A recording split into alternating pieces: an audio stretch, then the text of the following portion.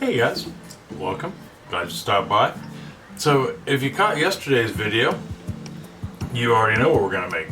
But if you didn't, check it out because it's a good one. The sauerkraut or the Reuben casserole is off the hook. Just off the hook good. Good enough that Chris wants us to put it in the rotation for family dinners now on a regular. And it's not horribly expensive when you break it down to the amount of people eating. 2 servings. It's actually really inexpensive and so good. But anyhow, today's a whole new day and we're baking, right? We are going to do a black velvet blackberry cake. Now this recipe, and it's kind of my own gig. One of my friends, who I'm also Facebook friends with, had sent me a recipe for this cake, and the picture of it was AI generated, which this isn't the first cake I've done that's been with an AI generated picture, but the recipe was a little sketchy and was missing some stuff. The recipe itself just had the recipe for the cake, which, like I said, was a little sketchy. It didn't look like it was going to work, had way too much oil in it in my opinion. And even though the picture showed what I believe was a cream cheese icing, it might have been buttercream, but we're going to do cream cheese. It didn't mention the icing at all in the recipe, and it talks about using blackberry preserves as a filling also for the cake, and in the picture it looks more like a glaze. So we're going to attempt to make that glaze today. I have an idea, I think, on how to do it that won't be horribly hard.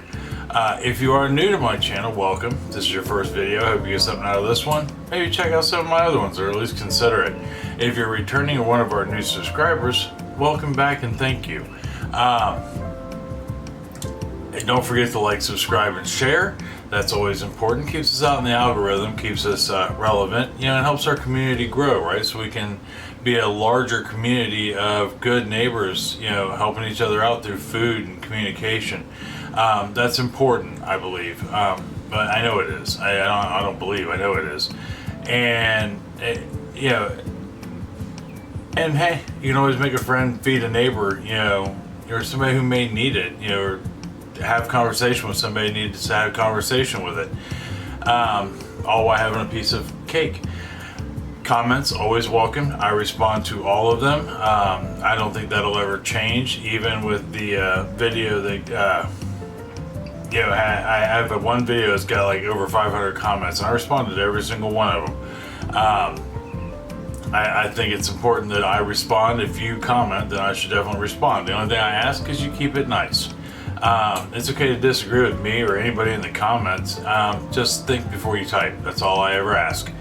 I will give you all your measurements in cups, tablespoons, teaspoons, but I will also give you grams and milliliters. That way everybody can play along no matter where you're at. So that being said, why don't we hop on down here to the counter and get started on this black velvet blackberry cake and see what damage we can do here today in the kitchen. All right, hold on for me 1 second. All right, so we are down here at the counter, and first thing we're going to do is start our oven 350 degrees, get that preheating. The next thing we want to do is sorry about that, grab 2 of your 9-inch pans and get them buttered and floured.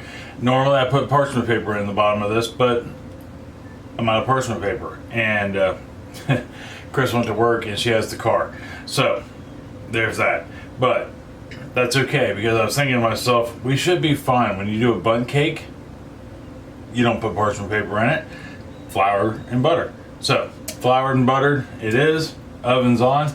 Now we can move on to doing some dry ingredients, and you need 2 of those, by the way. First thing we're going to do is mix our dry ingredients together. In this bowl I have 2 1/3 cups, 280 grams of just regular old all-purpose flour, and to that we are going to add 1 tablespoon, 15 grams of baking powder. I've got all 3 things right here in this bowl.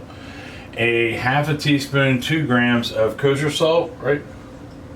I'm sorry, 3/4 teaspoon, 3 grams of kosher salt, and 1 tablespoon of, 1 teaspoon of cocoa powder, unsweetened cocoa powder at 2 grams. And we're gonna go ahead and get that put in with our flour. And then we'll give this a quick whisk together. Make sure that our flour is not lumpy, and that way we know that everything's combined through and through. Now with your kosher salt, if you get the larger kosher salt, which I've never seen anything but large flake kosher salt, take the back of your spoon and like smash it up real quick so it's not so big. Every time I don't, and this might just be me, I end up with somebody inevitably, and it's usually Chris, which if you don't know, Chris is my wife, getting a bite of salt and whatever it is I'm making that I don't crush it up in. So we've got that done. We can set that to the side. Next thing we need to do is go ahead and we're gonna get our wet ingredients together. Now I'm using a stand mixer. You could just as easily use a hand mixer. It's not that big of a deal. I mean, you could probably even use a spoon if you're a big spoon, wooden spoon or spatula, and mix your wet ingredients that way also. I think that would be a little rough, but then hey, what do I know? So in our mixer, we are going to add, got a piece of dried onion in there. I have onions hanging over here on the corner of this rack where the mixture sits. First thing we're going to add to this is 1.5 cups, 300 grams of just regular old plain granulated sugar. To this, I am going to add 1 cup, 220 grams of mayo, like such. And then we can add, so they get that off there so I can set the spatula down, 3 large eggs at 150 grams. So 50 grams a piece. Go ahead and get those in there. And 1 teaspoon of vanilla. Put that in there. And then we're going to mix this up until everything's nice and combined. So about a couple minutes. Okay, so we have got our wet ingredients nice and combined. And I mixed that on a medium high. So that way we can start incorporating a little air into that. We want to get a little air into our mix. So now you're saying to yourself, Brian, mayo? I absolutely love mayo in a cake. It replaces butter, and it keeps your cakes a lot moister, a lot longer. I've had cakes with mayo in it that 4 or 5 days later they were still just as moist as the day we made them. Now, let's say you don't want to use mayo. You're like, Brian, you're nuts. You can use the same amount of exact same amount in butter or vegetable oil. Either way, so it would be 1 cup of butter or 2 steaks, 228 grams, or 1 cup of vegetable oil, which is 240 milliliters. But mayo is like the best of both those worlds. And if you put it in the fridge, it doesn't harden up and your cake won't taste like it's been in the fridge. But anyhow, so our next step is going to be to add in 1 tablespoon of black food coloring. Now I'm using black food gel, but you could just as easily use food coloring, just the squeeze bottle type, if you can find it in black. But I use gel because when you're making icings, colored icings, it doesn't water things down. So all my stuff is gel. So we're gonna go ahead and just get this beat in until it's even and I don't have any white streaks. Okay, so our black is in. It wouldn't be much of a black velvet cake if it was not black, right? And it would look very vanilla-y. So now, next steps are going to be, we're going to take our dry ingredients and we're going to add it in 3 parts, so in thirds. And it doesn't have to be exact. In between each third, I have right here, 3/4 cup, 175 milliliter of whole milk, and it's at room temperature. So are our eggs. Everything we make, room temperature. Mayo, eggs, milk, all room temperature. So I'll go ahead and I'm gonna put 1/3 of my dry in there. Then I'm gonna add half my milk. Then I'll add another 1/3. Then the rest of my milk, and then my last 1/3 of the dry ingredients to our mix. So 1/3.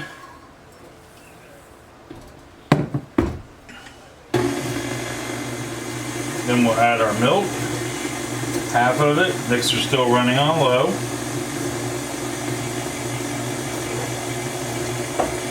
And then I'll just keep going as I go. Okay, so I've got all my dry ingredients in and my milk in, and what I'm going to do is I'm going to let this run for a second, make sure everything is completely combined. Alright, we let that go for about 30 seconds, and that way we knew we got it pretty well combined, but we're still going to take a second and scrape down our bowl. Scraping is important. It ensures that all our ingredients are mixed together very well.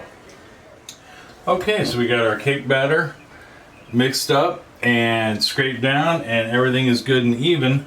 So the next thing we gotta do is put it in our cake pans, right? And you want to put them in evenly. Now I'm using a scale. If you don't have a scale, you have to eyeball it, but I highly recommend getting a scale. Really, they're like 20 bucks for a decent home version, and they're worth their weight in gold when baking. So we're gonna go ahead and get these poured in evenly. Okay, so we got our cake mix evenly put into the pans, and we're about 570 grams per pan, and that's going to vary every time you make a cake. No matter, it could even be the same recipe you've made it a dozen times. I almost guarantee it'll never come out the same gram weight every time. So let's go ahead and get these put in the oven real quick. Alright, we got those in the oven. So now 30-35 minutes at 350 degrees. We'll know they're done when we put a toothpick into the center and it comes out clean. Now by clean I mean no batter. It can have a little crumb on it. That you almost want a little bit of crumb on that. And I am going to check them at 30 minutes, and then I'm just going to let it go from there. I know my oven well enough to know that 35 minutes is probably what it's going to be, but I'm still going to check at 30. You never know. Something may be wonky about my oven between yesterday and today, or you just never know. So when I come back, we'll check them and talk about how long we'll let them cool. Alright, hold on for me 1 second. Alright, so just got out of the oven. We'll go ahead and get our toothpick test in. Just like such. Pull it out, and we have nothing on there but a little bit. I never know if you guys can see this. I'm sure you can't. There's just a little bit of crumb on there, a little bit of black, but no batter. That's the important part. So go ahead and do this one, and then I got something else I'll show you that you can look for. And again, no batter, just a little bit of crumb. That's important. So the other things we want to look at or look for, I can go ahead and turn my oven off now, is how well you'll be able to see it, but it has pulled away from the sides, right? And then the last thing I'm going to do is gently touch the top, and it should spring back, right? So we shouldn't have, it shouldn't drop down. And that way we know we're done in the center, right? We can do the same thing with this one. And we are good, we are bouncy, and we've pulled away from the sides. So what I'm going to do now is I'm going to let those set for about 5-10 minutes, let them cool down a little bit enough to handle, take them out of the pan, leave them put them on this rack, and let them cool down to room temperature. So when I come back, we will go ahead and get our cream cheese icing made and the berry filling. Alright, I'll see you here in just 1 second. Alright, cakes are cooling. They're right over here. Got them out of their pans. Minimal damage without the parchment paper. There really wasn't, other than a little bit of tear on the bottom of one. They came out perfectly fine. I figured they would, but anyhow. So to make our, let's start with this first. The blackberry jam we're going to use, or preserves. So what I did was I bought a jar of preserves, and blackberry preserves, and I took about a cup's worth which would be 255 grams. Stuck it in a bowl, and this is what I'm gonna start with. I'm sure it's enough, but you never know. And I put it in the bowl, put it in the microwave for 30-second intervals, but it was a minute total. So that way it would loosen up, right?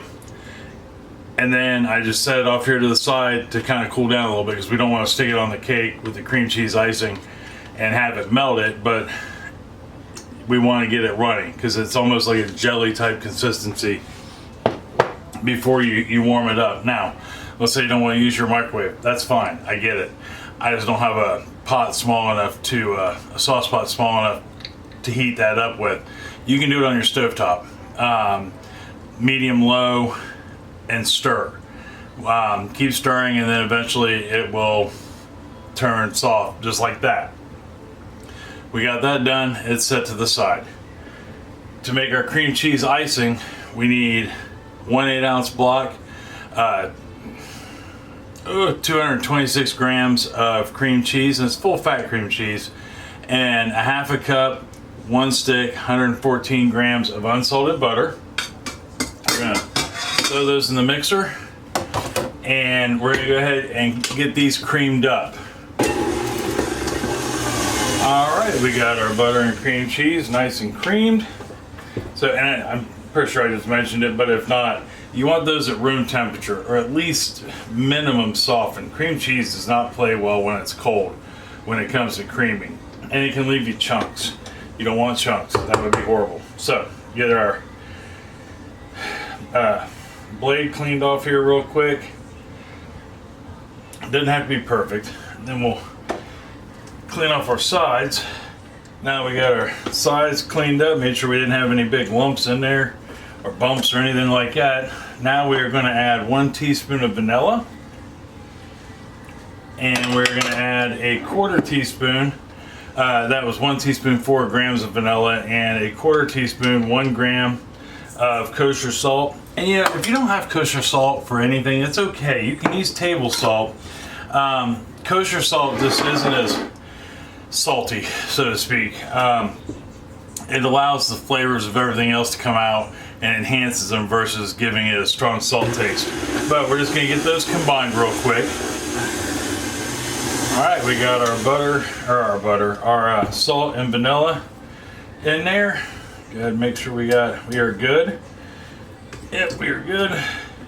Now, the only thing we have left to add, and we're gonna do it 1 cup at a time, I have got 4 cups, 500 grams of powdered sugar or confectioner sugar, depending on where you're at and who you are and where you're at.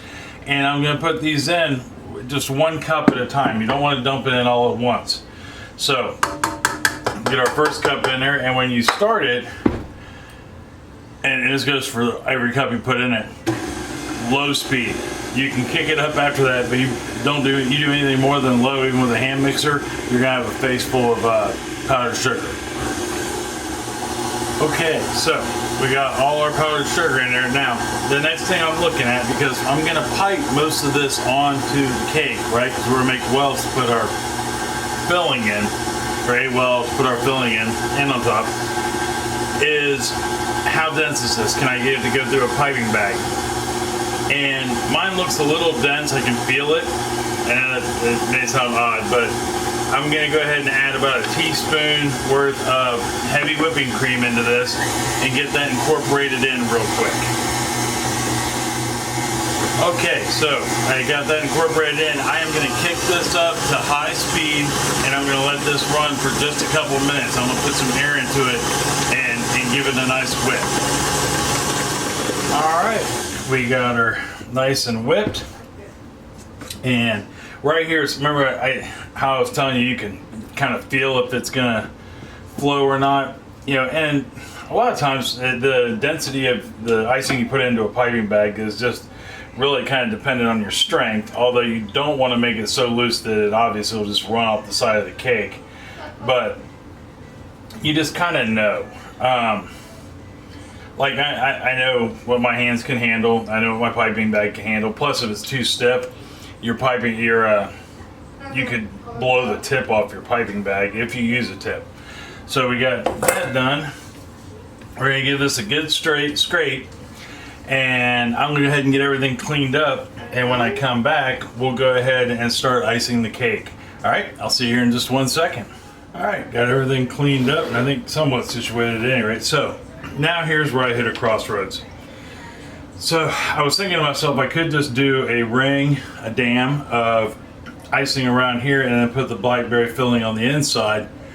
Or the picture, the AI picture, excuse me, that I saw actually had a thin layer of the icing and then some of the blackberry. You can see some of the blackberry on it. So I think what I'm going to do is this. I'm going to go ahead and I'm going to put my dam around the edge, just like so. And then what I'm going to do is I'm going to take some of the icing, I'm going to put it in the center right here as a dollop.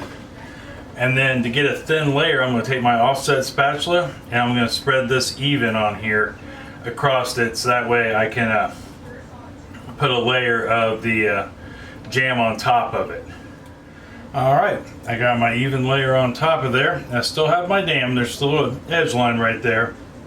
That way we can take our jelly, our preserves, blackberry preserves, give it a quick stir to make sure we're still in good shape here. And then now I'm just gonna basically fill this in with the preserves and get it on there nice and even. Okay, we got our blackberry jam on there. You see it, it's coming along swimmingly. And it's not a thick layer, but in the picture, yeah, I keep saying picture and not recipe because we're basically not following the recipe, we're following a picture. It wasn't a thick layer in the center. So now we'll go ahead and take our second layer, we're going to stick that on top right there and make sure we're good and even all the way around. And I'm not worried about the icing coming out because what we're going to do next is we are going to ice the side of this. So I'll go ahead and use my offset spatula, or you can use the rubber spatula we've been using, you know, or whatever it is you're using. And we're going to go ahead and get the side of this iced up. All right, so we got our sides covered, right? So far we've built our dam of icing, put our jam in the center, did our sides. Now I'm going to take my piping bag again, and I changed tips. I got a star tip on there. I think it's called a star tip versus that straight round tip because I want the top to be a little fancy. So I'm going to go ahead and do some of these around the edge here, and then, which is why it's okay that my edges aren't perfect because they're getting covered, but we'll go ahead and get these around. All right, we got our ring around there, and that's just basically a fancy dam that's going to go in there now. Just like in the center, we'll go ahead and give this a good stir up, make sure we're ready to rock and roll. And then instead of putting that layer of cream cheese icing right there, I'm just going to go ahead and put this straight on the top, which will give it a nice contrast and it'll look like that picture, which I think this is going to turn out to be an amazing cake either way it goes.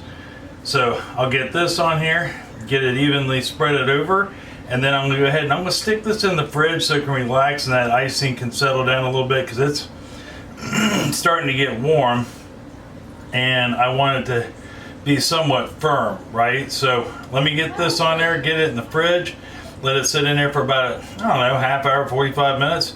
And then when I come back, we'll take a look at it, finish putting on the last couple decorations for it, which is just some blackberries, and try a piece. All right, I'll see you here in just 1 second. Okay, so we put it in the fridge, let it firm up a little bit, and then I went ahead and I just put blackberries on the top. I don't know if you can see them or not, but I put some like gold glitter sugar crystals on there just to give it a little contrast to color. And I think it turned out wonderful.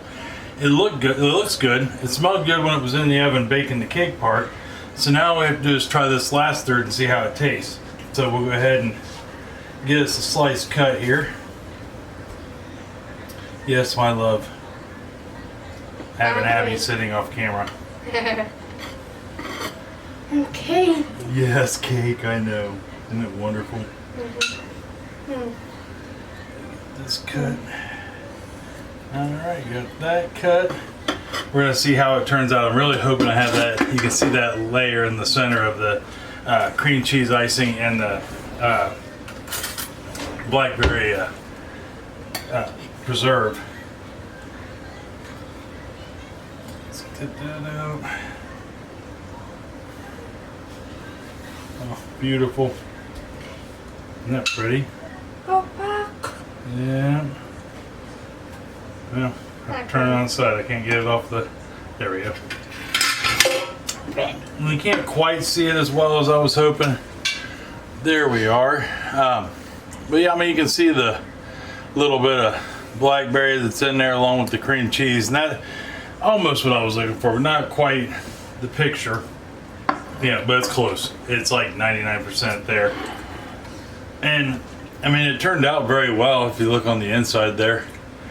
It's pretty awesome. So now all we have to do is give this a try and see how it tastes. All right, let's give her a try. We'll see how she turned out for sure. Get that first piece.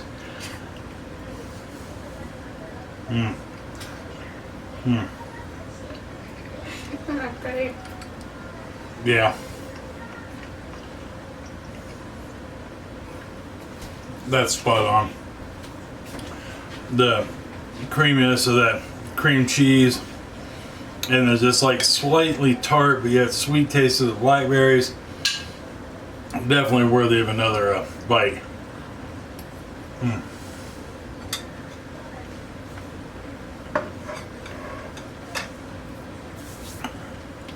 That tastes amazing.